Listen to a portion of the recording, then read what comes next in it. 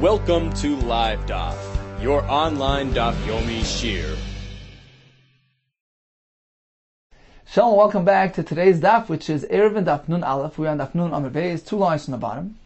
Says the Gemara, Omar Shvisasi Bikari. The Mishnah described a case where a person's on the road and it's about to get dark. So he makes an announcement. My Shvisa, my Shabbos residence, should be established Bikari, at the trunk of that tree out in the distance. That works. That becomes his Makam Shvisa, and as a result, Mahalech Makam Raglav, Badi Kari, Alpayim Amma.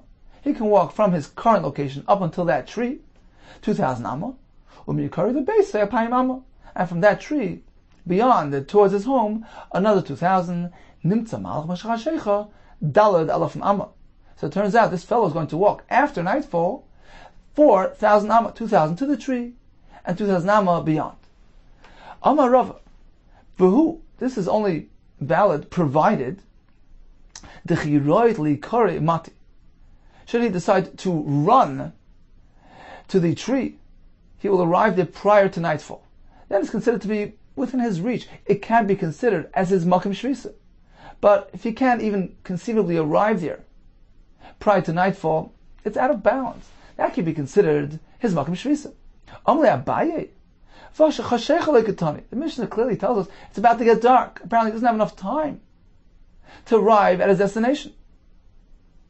Says Rava, sure, it's getting dark, meaning it won't allow him to get home in time.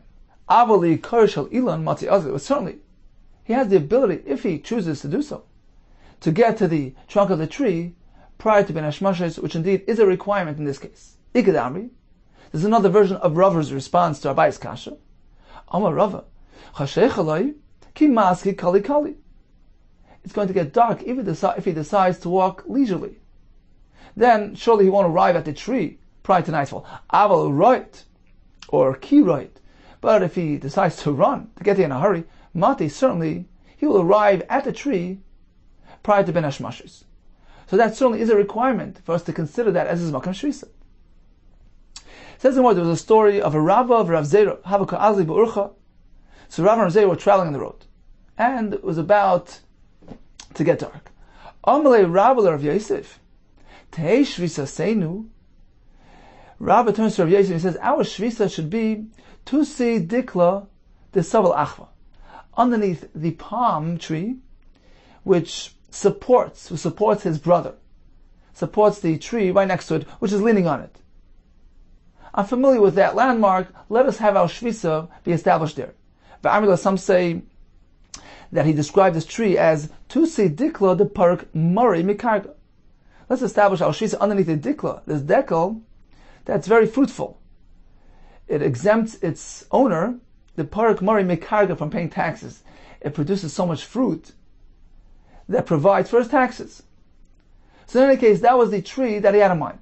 Malay, Sir Rav Yosef responded, I'm not familiar with that landmark. Malay, Rabbi says, okay, no problem, just rely on me, and that's okay. The son, as we learned in the Brisa, this was the Brisa we learned in Daf Nun Amar Beis, Rabbi Yosef, if there were two people traveling together, Echad Makir, one is familiar with a landmark, V'echad She'eni Makir, the other one is unfamiliar. So what do? Zeh She'eni Makir, the person who's unfamiliar, he simply hands over, he delegates his shvisa to the other fellow, and that's okay. Zeh Shemakir, the person who's familiar, Omer, he states as follows: Tei shvisa seinu makam pleni. Both our shvisa should be established at that place, and that includes both people together. So this was Rava's response. Now, he attributed this halacha to Rabbi Yossi. Says more, actually, it wasn't meant to be attributed to him. V'loi tanalik Rabbi Yossi. It wasn't stated in the name of Rabbi Yossi. He wasn't the author of this shita. So why did he mention Rabbi Yossi? To sound more convincing. So Rabbi Yosef would accept it from him, would trust him. Down the road, he wanted to make sure that he's going to rely on him with this halacha and accept the shvisa. Mishum Rabbi Yossi nimuka imay. Because Rabbi Yossi nimuka imay, his words are straight like a line. They're clear, they're accepted. And therefore, he treated it to Rabbi Yossi so that this will ensure that Rav Yosef would accept the halacha and rely on the shvisa. Continues the Mishnah. So we have a case where a person is unfamiliar with a landmark, or he's unaware of the halacha that you can go ahead and make your Eruv from afar. So he says, well, my shvis is right here. Mishnah says he gets a tchum of 2,000 amma in all directions. Hane alpayim amma hechen ksivan. Where do we find a hint, an allusion to this concept of a 2,000 amma boundary in a pasuk? The Sanya is learned in a brisa. Shvuish tachtov. So the pasuk says the person is meant to remain in place. Shvuish tachtov, and al yetze ishmim kaimai by mashvi. A person shouldn't leave his area. So the Gemara learns this to be referring to two separate types of boundaries. The first one is shvuish tachtov, meant to stay in place. Elu arba amish. These are the 4 amish of a person, which was described back on Daf Chesed and Aleph. So a person is stuck without a tchum, he gets his personal space, 4 amish, which is the area which is required to accommodate a person. So that's the first part of the pasuk, alluding to this concept of territory. The second part, al yetzish min kaimai, don't leave your territory. Elu al payim amma. This is in reference to the much greater territory of 2,000 amma in all directions. Menalan, where do we see 2,000 mentioned in this pasuk? Amar Rav Chizda, we learn it via a gzeir shava, actually a 5-tiered gzeir shava, a multiple gzeir shava. Lamadnu makim umakim. We derive our pasuk from a different pasuk. Our pasuk that has the word makim al yetze ishmim kaimai is going to be connected to another pasuk, which contains the word makim umakim minisa. And that pasuk, that second pasuk, which Rashi describes as being the pasuk of Vesamti l'chal makim asher yonas shama, that pasuk contains the word makim and is connected to the word nisa, escaping. So we find a pasuk which connects makim with nisa. Now, if our pasuk by Shabbos has the word makim, we're going to bring over the makim in the second pasuk, which is connected to nisa. We're going to bring that over here, and we're going to say, just as in the second pasuk makim and nisa are connected, the makim by us is also meant to be related to nisa. Let's imagine as though it says nisa by us as well. So our pasuk of Shabbos contains the word nisa. Now, once we have nisa here, we go to the next step. V'nisa min nisa. And we find a pasuk that has the word nisa, that also has the word gvul. Rashi describes this as the pasuk, Ir miklotoi asher yonas shama. Migvul ir miklotoi asher yonas shama. So we have the word gvul and nisa together. Now, if by us we have the word nisa, we're going to connect it to that pasuk that has the word nisa and gvul, v'nisa migvul. So we say, well, nisa is meant to be connected to gvul, just as in that pasuk nisa and gvul are connected. Let's bring the concept of gvul over to us, because remember, it's as though it says nisa by us as well. Let's bring over the concept of gvul to us, and it's as though the word gvul is stated by us meaning in Shabbos. So that's the third step. Comes the next step, ugvul migvul. Once we have the gvul stated by us, let's connect it with Gzeir Shava to a pasuk, another pasuk, which contains the word gvul, which Rashi describes as umatza oisai goyal adam mechutz ligvul. Let's connect it to that pasuk. And since in that pasuk, which contains gvul, it also contains the word chutz, ugvul mechutz. We connect gvul to chutz. And just as over there gvul and chutz go together, likewise by us, by Shabbos, where we sort of brought over the word gvul into our pasuk, it's as though it contains gvul as well. So gvul is meant to be connected to chutz, as though it says chutz by us as well. Now, what significance does the word chutz have? So we need one more step. V'chutz michutz. Making Gzeir Shava from the word chutz to another pasuk which contains the word chutz, which is the following pasuk. L'chsiv amadoisem michutz le'ir. We're meant to calculate, measure a territory, a boundary from outside the city. These were the cities that were granted to the Levium.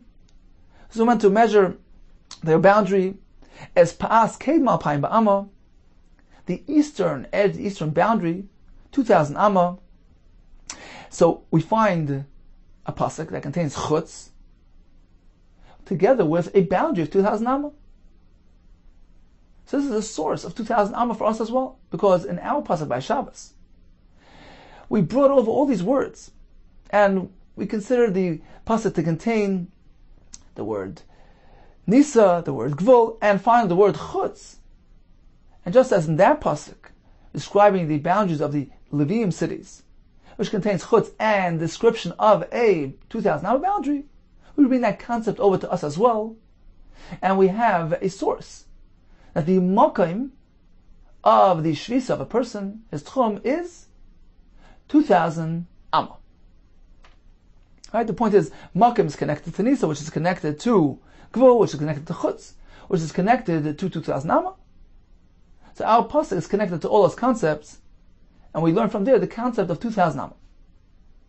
Says Rabbi, there's another pasuk describing, calculating the boundary of the Levium city, using a boundary, a territory of 1,000. And what do we learn from there? A pasuk that also contains reference to Chutz, and describing a boundary of only 1,000. V'neilef. Why don't we learn Mikira Urva Chutza? There's a pasuk also describing the measuring the from outside the city of Levium, and the pasuk says Mikir Ha'ir, from the wall of the city of Chutza and outward Elafam, 1,000 amma.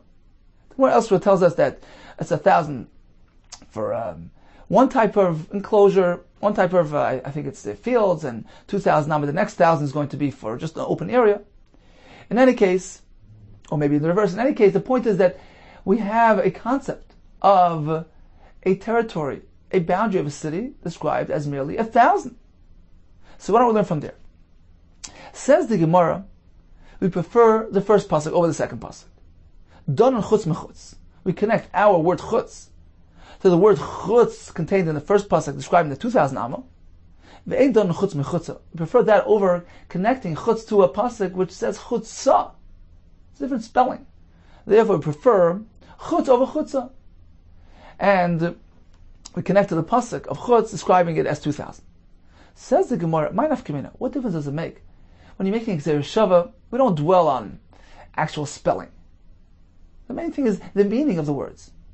As we find in the following brayso, Atanat Veda B'Shmo. This is describing a Xer Shava pertaining to the halacha of a nega found in a home. V'shava kohen u'ba kohen. We connect these two psukim. The kohen will return, the kohen will come to the home. And we say, just as one pasuk has a certain halacha, we connect that pasuk, that halacha to the next pasuk. Although the two different words is vishav and ba. Well, they both mean the same thing. The kohen's return to the home, the kohen's arrival at the home. Zu yeshiva, zu yibia. Returning and arriving is the same thing. So apparently it's the meaning that has significance, not the actual word or the spelling.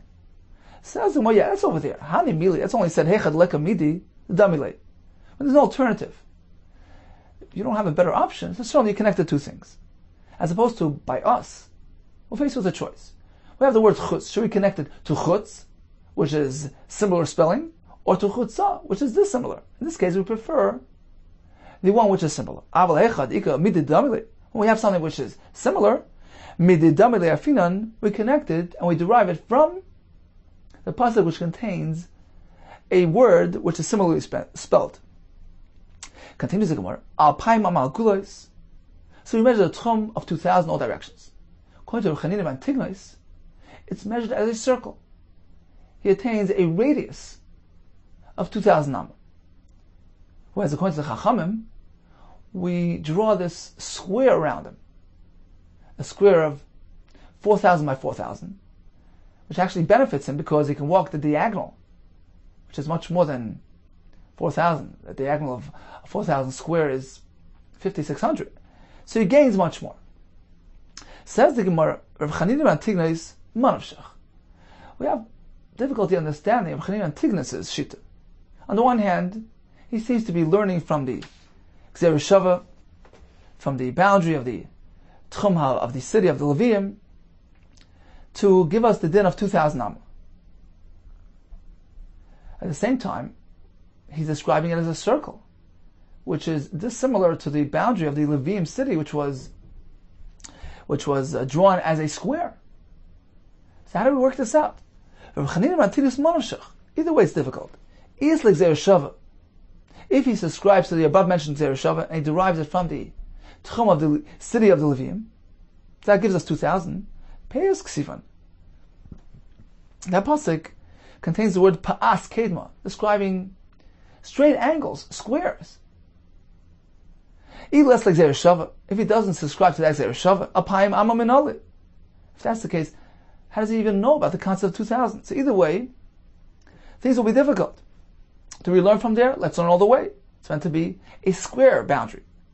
If he doesn't learn from there, then where does he learn the concept of 2000?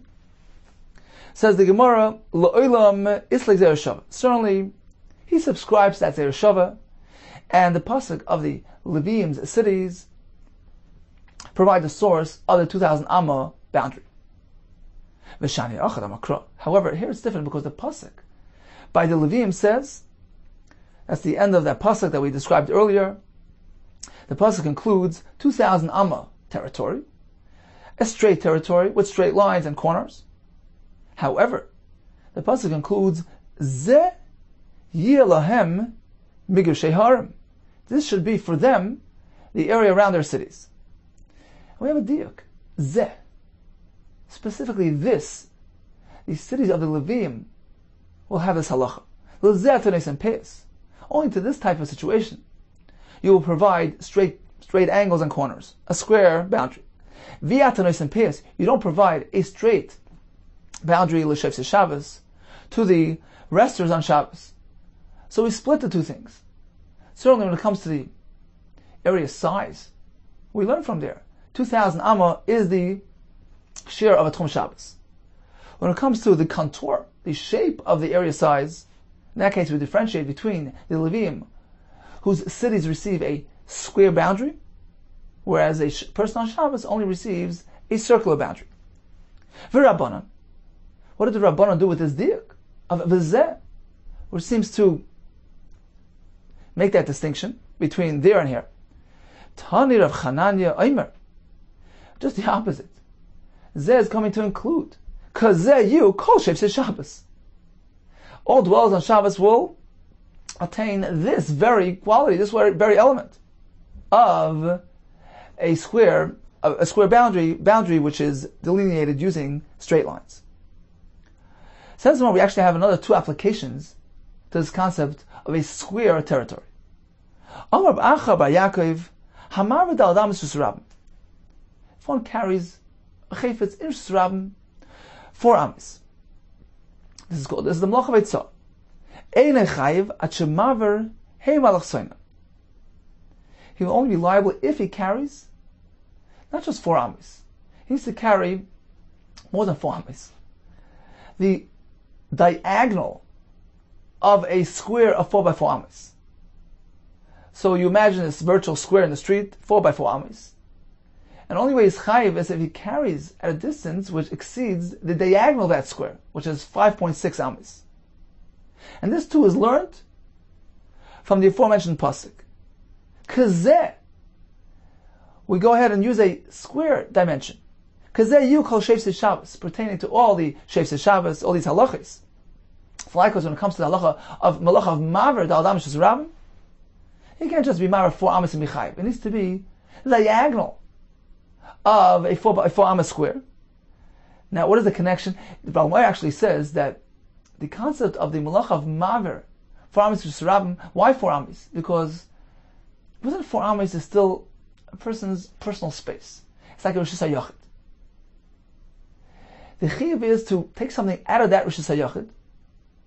It's not literally Rosh Hashanah, it's not surrounded by mechizah, but conceptually, it's considered like person's personal space, like Rosh Hashanah. The malacha is taking something out of that area into the Shusrab, into this public area. That's why it needs to be carried 4 amis, to take it out of that personal space, out into the streets. So the point here is that we view it like a personal space, which is 4 by 4 amis. So the only way he's chayiv if he carries a distance of 5.6, because if it's only 4 amis, perhaps he's carrying along the diagonal of that 4 by 4 amis square. He hadn't taken it out of that space, of that area. Therefore, it needs to be 5.6, in which case we are certain that he's taken it out of the 4 by 4 square. So anyways, that's the point here in the Gemara, that all these halachas are measured with square dimensions. And therefore, when it comes to Maver, we envision this square And the only way it's considered a malacha is if he takes it completely out of the square, as though he's walking at a diagonal, which is 5.6. Amra Papa. We have another application. Badik lan Rava. Rava challenged us with the following question. Amad b'shus harabim. If you have a post situated in Rishus harabim, Gavoya Yud, V'reichav Dal, 10 tfachim high and 4 tfachim wide. We want to consider it Rishus HaYachid, right? Because 10 high and 4 wide. In order for it to be Rishus HaYachid, is it enough to have a diameter of 4? Could it be a circular shaped post? Is that enough? Or does it need to be a square post, 4x4 in square? Tzarech hein v'alachsoinen. Does it need to be square which accommodates a diagonal of a 4x4 tefach surface space? Meaning, does it need to be square? Oiloi, or perhaps doesn't need to be square. As long as it has a diameter of 4, even if it's round, that's also fine. And we responded to him, certainly it needs to be square. Isn't this what Rav Chananya taught us in the Brisa? The Tanya of Chananya Oime, Kazeh Yeyu Kol Shofsei Shabbos.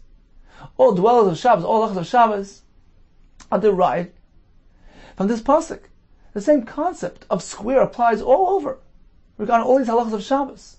So in order for us to consider this post, the top surface of this post, like a Rishus HaYachid, it needs to have a square dimension, 4x4 in square. So in summary, regarding being koina shvisa, Rava taught us that if one announces his makom shvisa from afar, the only way he's koina that makom is if he can actually run over to that location and arrive there before Shabbos. We had the story with Rabbi of Yosef. So Rabbi was familiar with that landmark, Rav Yosef wasn't. Rabbi said, don't worry, rely on me, and I'm going to establish shvisa on behalf of both of us. What is the source of the 2,000 Amat Chum? We learned it from Xer Shava, from the boundary around the cities of the Levim. Rav Chanina Antinu says, we draw it as a circle. The pasuk by the Levim says, Zeh, Yilachem, Megishei Arim. Only these boundaries are meant to be drawn in straight lines, but not the Tchum of Shabbos. Rabbanan say just the opposite. Kazeyu Kol Shofsei Shabbos. All dwellers of Shabbos will have the same concept. Their territory will be drawn in a square manner. So we get the Tchum as a square tray, as a square 4,000 amma territory around him. This halacha applies to Tchumen, applies to the concept of a person who's carrying farms such as Sarabim. We view it as though he's carrying out of a square of 4x4, necessitating to carry 5.6 in order to get out completely, as though he's walking along the diagonal of that square. And likewise, when it comes to establishing Rishus HaYachid on a post which is in Rishus HaRabim, it needs to be 4 tvachim wide, but specifically a square of 4x4, and not merely a circle with a diameter of 4. Continues the Gemara. 2 lines from the bottom. V'zeu she'amru ha'ani ma'ar v'raglav. This should describe for us a person who's establishing shvisa without actually using bread, merely by announcing that this should be my makom shvisa. So the Mishnah says this is an example where the Chachamim allowed a person to make an erev b'raglav. Raglav means using his feet through his physical presence at the site. And Rameir says, Amar Rameir, Anu ein lanu ela ani. Indeed, this only applies to an ani. A person who a wayfarer has no access to food. Only this type of person can go ahead and establish shvisa without bread. Rabbi Yehuda responded, no. Whether it's an ani or an usher, a wealthy man, he has access to food, he can go ahead and make the erev without food. So we have this machlokes, and Rameir says that ideally an erev should be established using food. Food is a person's sustenance. That's his source of livelihood. That's his makom shvisa. That's his place of dwelling. Only a person who's on the road, he's considered an ani. We allow him to do the shvisa without bread. But otherwise, if a person's back home, he's going out to make the erev, he can't do it unless he places some food there. Rabbi Yehuda says just the opposite.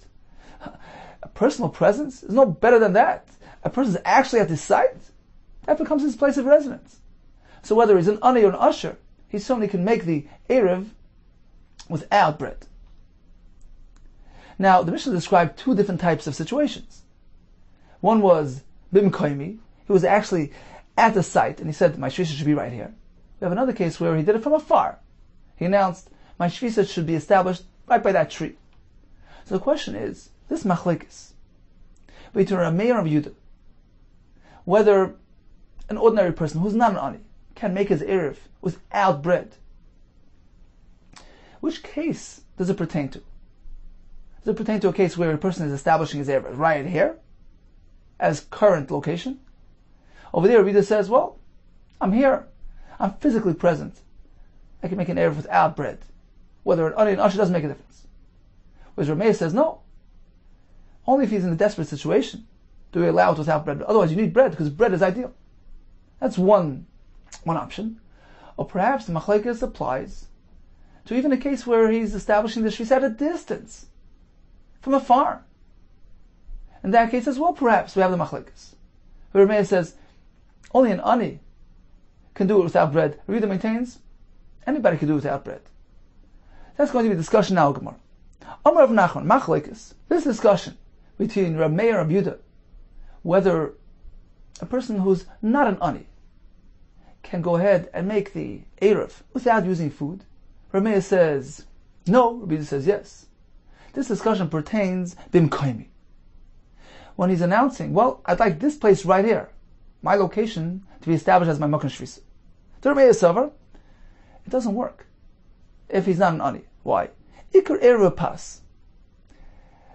Ideally, the erev is meant to use pas, bread. That's meant to be used to establish the erev. Therefore, in this case, unless he's an ani, we don't allow it to happen without bread.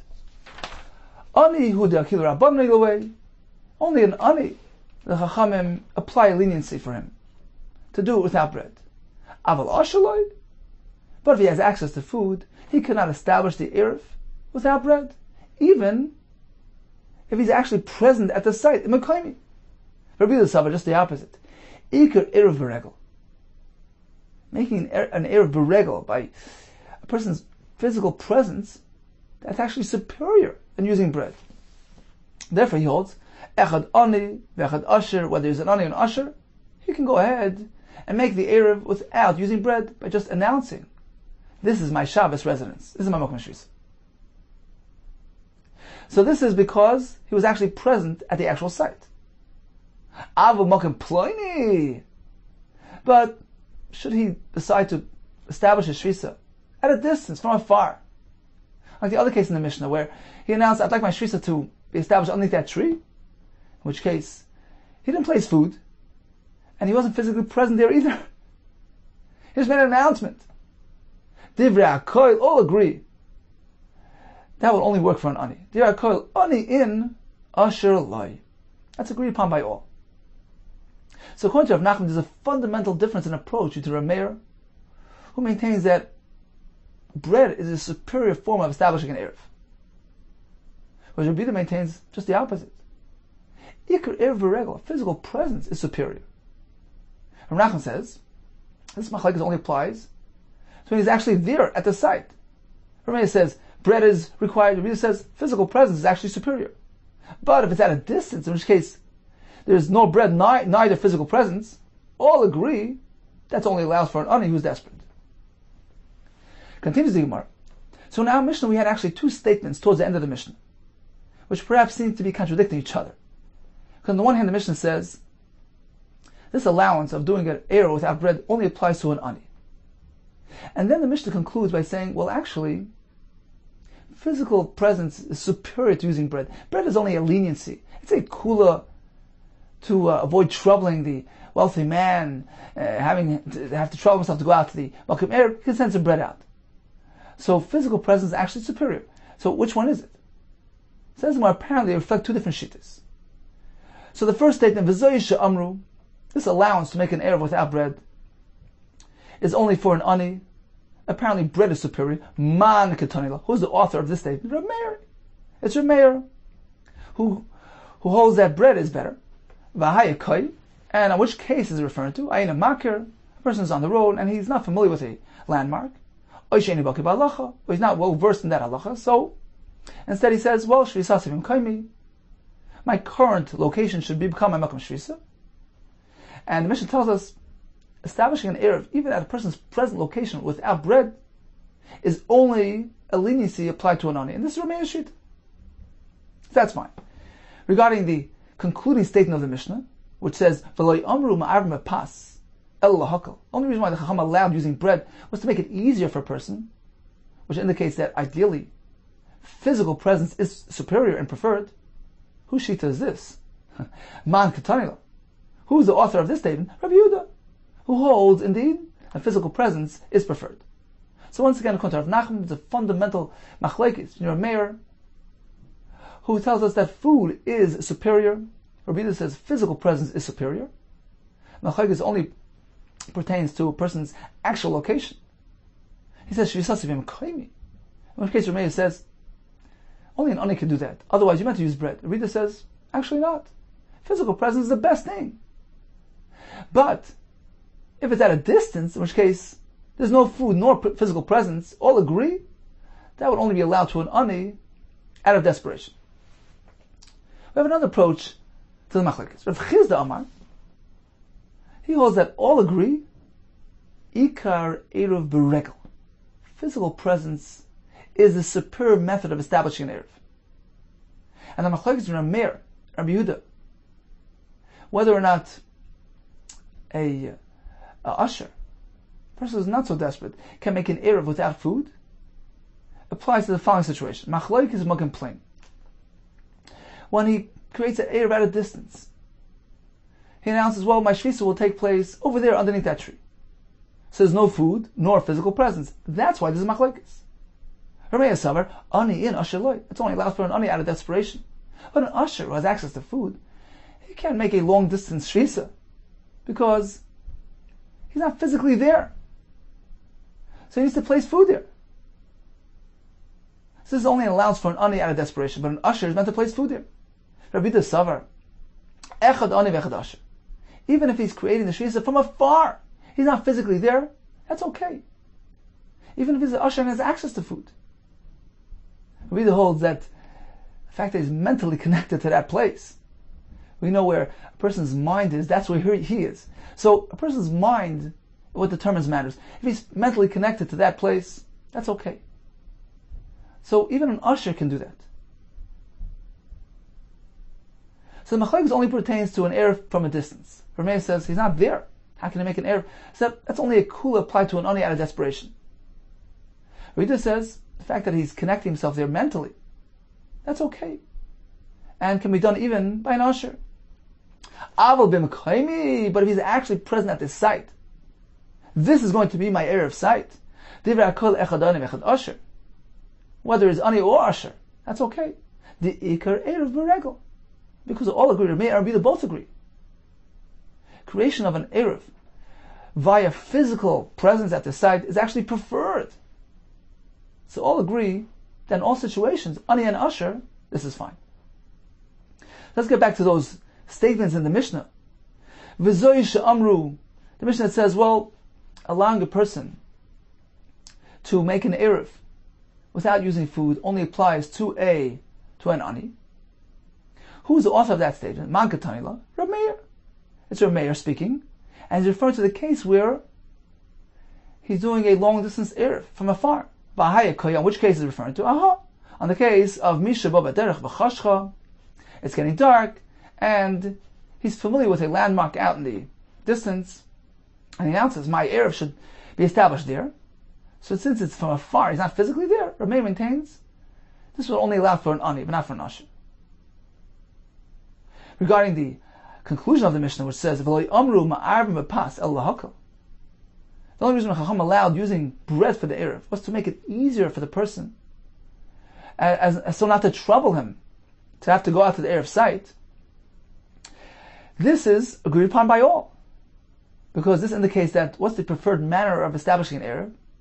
Physical presence. All agree to that. Rameh and Rabbi Yehuda both agree that ikar eruv is a regular. Man Tanil, who is the author of this statement? Divrei hakol. It's agreed upon by all. So in summary, can a person who is an usher, meaning he has access to food, make an eruv without using pas? We have machlekes from Rabbi Yehuda. Rav Nachman's approach is, Rabbi holds the Iker Erev is Bapas. Bread is a superior form of establishing an Erev. Therefore, he says, a person who's an usher must use bread. Without bread, it won't work. Whether he's making the Erev Bim Koimi right here in his current location, or at a distance, Makim Plani. According to Rabbi Yehuda, just the opposite. Iker Erev Beregel. Personal presence is a superior form of establishing the Makim Shvisa. Therefore, he maintains, if it's Bim Koimi, if he's doing it right here, certainly it works. But if it's at a distance, Makim Plani, where he's not actually present, even according to Rabbi Yehuda, it wouldn't work. So we have two chumras. According to Rameh, even Bim Koimi, it doesn't work. It was meant to use bread. And even according to Rabbi Yehuda, if it's Makim Plani at a distance, it won't work either. Rabbi Chiz's approaches all agree. Iker Erev Beregel, physical presence, is superior. Therefore, according to Rameh, Bim Koimi, if it's right here that he's establishing the Erev, it works. Makim Plani, it doesn't work. Rabbi Yehuda maintains, whether he's doing it Bim Koimi right here in his current location, or even Bim Makim Plani from afar, there as well it works, because he's mentally connected to that location, that becomes his Makom Shvis. So Rav Nachman espouses two chumras. Number one, that according to Reb Meir, even if it's Bim Koimi, the Shvis is taking place right here, it doesn't work. Number two, that even according to Rabbi Yehuda, if it's from afar, Makom Plani, it won't work as well. Continues the Gemara. Tanya Kavasei Rav Nachman. We have a brayso in support of Rav Nachman on both accounts. Number one, that according to Reb Meir, even Bim Koimi doesn't work. And number two, according to Rabbi Yehuda, Makom Plani won't work. The brayso begins with the sheet of Reb Meir. Echad ani v'echad asher. Whether ani or asher, ma'arim v'pas. We insist they make their Erev using bread, which is the preferred method. V'lo asher chutz l'tchum. The usher cannot go out to the edge of the boundary there. V'yoymar shvisas Bim Koimi, and announce that my shvisa will be established right here. So even if he's actually there at the site, it doesn't work for an usher. This concept of allowing an Erev to be established beregel without bread is only applied to a desperate situation. To a person on the road, a wayfarer. But otherwise, if he's an usher coming from home, he can't establish a shvisa without bread. Divrei Rameir. So we see clearly that Rameir holds, if he's actually there at the site, he's going out to the tchum and he's saying shvisa Bim Koimi, it won't work because he's an usher. So this supports the first chiddush of Nachman, Rameir is machmer even in this case. Continues the brayso. We're going to have a raya regarding the second chumrah. That even according to Rabbi Yehuda, for a person to make an Erev, for an usher to make an Erev without bread, that's only allowed when he's actually present at the site. But from afar, he cannot do so. Rabbi Yehuda Omer, echad ani v'echad asher, ma'arim beregel. Whether an ani or an usher, they have the ability to make the Erev beregel just by their mere physical presence. Because according to Rabbi Yehuda, Iker Erev Beregel, this is the preferred method of establishing your residence. How does he go about doing this? Says Rabbi Yehuda, V'yetzi asher chutz l'tchum. Says the usher leaves his home and he should go out to the edge of the boundary, to 2,000 mark. V'yoymar tei shvisas Bim Koimi, and should announce, my shvisa will be established right here in my location. V'zehu ikari shel Erev. This is the actual preferred method of making an Erev. So when Yehuda describes the usher as making an Erev without bread, how is he describing it? Not from afar, not from a distance. He insists that he actually goes out there and says shvisas Bim Koimi. So apparently, even according to Yehuda, that's the only way an usher can do it without bread. But should he decide to do it from afar, even if Yehuda would agree it doesn't work, but he's not physically there. This is a raya to Rav Nachman. Continues the brayso. So although the Iker Erev is beregel, nevertheless Chacham allowed a person to use bread for convenience sake. They allowed the homeowner the Shalech Eruvin to send his bread biad avdoi with his servant, biad bnoi with his son, biad shlucha with his shliach, b'shvil hakalov to make it easier for him. But ideally, an Erev is meant to be done through a person's physical presence. Rabbi Yehuda says, I'll prove to you that even an usher can make an Erev without using bread, provided that he's physically present at the site. Maaseh ba'anshe beis mamel, or ba'anshe beis gurion, was a story involving the people of beis mamel and the people of beis gurion, ba'aroma, in this place called Aroma. It was a time of famine, and they were distributing food on Shabbos. Sheimachalkin grois, they were distributing dried figs, vitzimukin, and raisins, la'aniyim, b'shnei betzeris, in a time of famine. Now, they were doing it on Shabbos, and some poor people wanted to come and receive this allotment. Uboyin aniyah kvar shichen, and the fellows living in Kfar Sichen, v'aniyah kvar Chananya, and from Chananya, would go ahead. Umachshichen al atchum. So these towns were about 4,000 am away from the place of the distribution, let's say. It was about 4,000, which could be access to an Erev. So they would come along to the Tchum, the boundary, between the two locations. Machshichen al atchum, and wait there until nightfall, which would establish an Erev for them. And this would allow them to come tomorrow. Next day they would get up and come. So apparently, even a person who's coming from home, who's an usher, is allowed to establish an Erev Tchumen without using bread, provided he's physically there. This is Rabbi Yehuda's raya to his shita. Okay. Amar Rashi, Masnis Namedeka. The following Mishnah, Dafnun Beis Manalef, would actually provide a raya as well to Rav Nachman, who maintains that even according to Rabbi Yehuda, who says an usher can make an Erev without bread, that's only provided he's actually present at the site. That becomes his makom shvisa. But if it's at a distance, it's from afar, even he would agree that he can't do so. What is the right? The Tanya Mishnah says like this: Mishi yotza leilech leir shem arvan. This fellow had a house in this city, a home in another nearby city as well, which was within 4,000 amma, meaning they can go from one to the other by establishing an Erev. This fellow left the first town, was on the way to the second town. He wanted to spend Shabbos there. He met his friend along the road, who turned back. He says, look, it's bad weather, a snowstorm, go back home. But he really wanted to have access to the other city on Shabbos. So what's halacha? Hu mutar leilach. He's allowed to go there. We assume that he wanted to establish a makom shvisa right in between both cities. So that becomes his makom shvisa. It becomes his Erev. And allows him to walk from one city to the other. V'chol b'nei ir asur. However, all the other dwellers of the first city cannot walk to the second city, even though they made an announcement, explicit announcement saying, well, we'd like to establish our shvisa right in the middle of those two towns. Divrei Rabbi Yehuda. So there's a difference between him and them. He can walk and they can't. We asked the kasha, inu. Why is he different than them? Why can he walk and they can't? We're speaking about a case, Kigoin, for instance, sheyesh li shnei batim. He has two homes, one home in either town. Ushnei tchumei Shabbos b'neim. There are two Shabbos boundaries between the two cities, meaning, let's say there are 4,000 amma in between. So he has established an Erev Tchumen, which allows him to walk. Why? Iu, this fellow, kiva denafkele le'urcha, since he set out on a journey, havali ani, he is regarded like an ani, because he's on the road. Therefore he has the ability to establish shvisa even from a distance, without using bread. In accordance with Shittas Rabbi Yehuda. However, the dwellers of the town, they're considered like Ashir, and they're back home. They have access to food. And therefore they cannot establish shvisa without placement of bread when it's being done at a distance.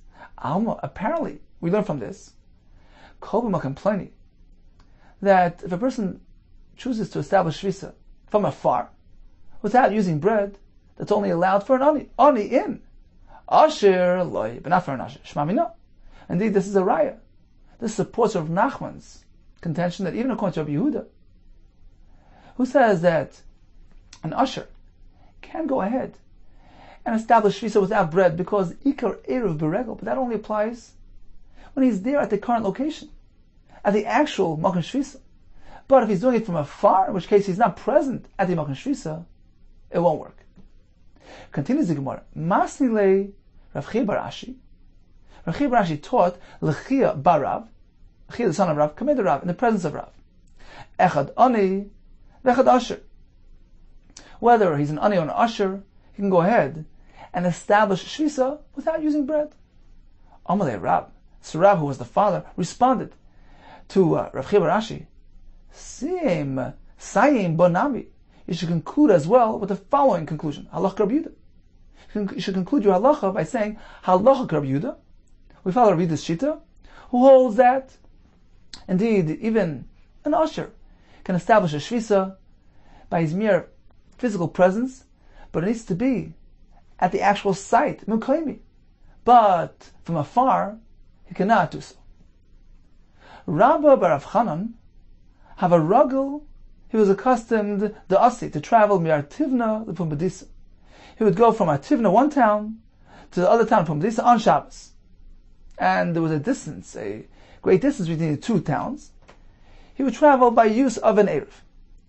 And what would he say? Va'amar, he would sit at home and make an announcement. Teishvisasi b'tzinsa. So on Erev Shabbos, he would say, my Makam Shvisa should be established in this place called Tzinsa. Now, he was home. He's considered an usher. Nevertheless, he's making an Erev from afar without placement of bread. Amalei Abaye, my daitach. So Abaye asked him, what do you think? Because you follow Shitas, Rabbi Yehuda. Rabbi Meir, Rabbi Yehuda, whenever we have a machlokes between Rabbi Meir and Rabbi Yehuda, halach Rabbi Yehuda. And therefore, you allow yourself to make an Erev at a distance without placement of bread. V'amar Rav Chizda, machlokes is about complaining. And of course, Rav Chizda's approach, that the discussion between Rabbi Meir and Rabbi Yehuda pertains to making an Erev at a distance. And even there, Rabbi Yehuda allows the usher to establish a shvisa without placement of bread because he's mentally connected to that location. So is this the shita that you're following and allowing yourself to do it? For Rav Nachman, but we have the approach of Rav Nachman. But Tani Kavasei, we have a brayso which supports Rav Nachman. That what? That even according to Rabbi Yehuda, an usher cannot establish a makom shvisa without bread if he's not actually present at the Erev site. So how can you do that? Amar lei. So Rabbi bar Rav Chana responded, indeed, Hadribi, I revert. I won't do it any longer. Okay, time for a brief review of today's daf. We learned several halachas regarding Kinyan Shvisa. Rabbi taught us that if one announces his makom shvisa from afar, the only way he's koina that makom is if he can actually run over to that location and arrive there before Shabbos. We had the incident with Rabbi and Rav Yosef, where Rava was familiar with the landmark and he did the shvisa on behalf of both of them. We learned the source of the Alpayim Amma being a Tchum Shabbos from a multiple Gzera Shava, which led us to the pasuk describing the boundaries drawn around the cities of Levim, which were drawn with using right angles. And Rochanina and Tigna says, the pasuk says Zeh, which indicates only those boundaries are meant to be delineated using right angles and straight lines, as opposed to Tchum Shabbos, which are meant to be drawn agules, around a person, a radius of 2,000 amma. Rabbana maintained just the opposite. The pasuk over there says Zeh, which indicates others should be just like this. All matters pertaining to Shvisa Shabbos, for instance, Tchumen, for instance, carrying 4 amas Yisrael, that also is connected with the concept of a square area. So 4 amas means the diagonal of a 4 amas square, which means 5.6 amas. Only then is a person chayiv for carrying a chayfetz Yisrael. And likewise, another application would be a amad Yisrael. We have a post sitting Yisrael 10 tefachim high, 4 tefachim wide. It's not enough that it has a diameter of 4 tefachim and is shaped like a circle. Rather, it needs to be at least 4 by 4 in square. If a person chooses to make an Erev without bread, and he's an usher who has access to food, he's not on the road. We have a machlekes. We turn our Meir Rav Yehuda. Rav Nachman's approach was a more stringent approach. He maintains that there's a fundamental difference in approach between Rav Meir, who maintains that Iker Erev Pas, the primary method of establishing an Erev Tchumen, is by using bread. Therefore, he says, an usher who has access to bread cannot establish an Erev without Pas, whether he's doing it at his current location from Kaimi or from afar. Rabbi Yehuda holds Iker Erev Beregel. The superior method of establishing an Erev is by physical presence. Therefore, he says, if he's actually present at the site, Bim Kaimi, he can do so, even if he's an usher. At a distance, he cannot, because he's not physically present at that location. So you have two chumras according to Rav Nachman. Number one, according to Rabbi, even Kaimi, it won't work. According to Rabbi Yehuda, even according to Rabbi Yehuda, if Makim Pliny, it won't work. Rabbi Chizda maintains, all agree, Ikar Eruv Beregel. The primary method is by physical presence. Therefore, Rabbi maintains, if he's actually there, if it's Bim Kaimi, it's right here, then certainly he can do so. If it's at a distance, it won't work. Whereas Rabbi Yehuda maintains, whether it's Bim Kaimi, it's going to work, and even Makim Pliny, it will work, because he's mentally connecting to that location. The Gemara concluded, Halacha follows Rabbi Yehuda's Shita in accordance to Rav Nachman's approach, and therefore, if a person is an usher, he'd like to make an Eruv, he can do it if he's actually present at the site. So he can do it even without placing food, but he cannot do that at a distance. In that case, he needs to send some food out there to establish his Eruv.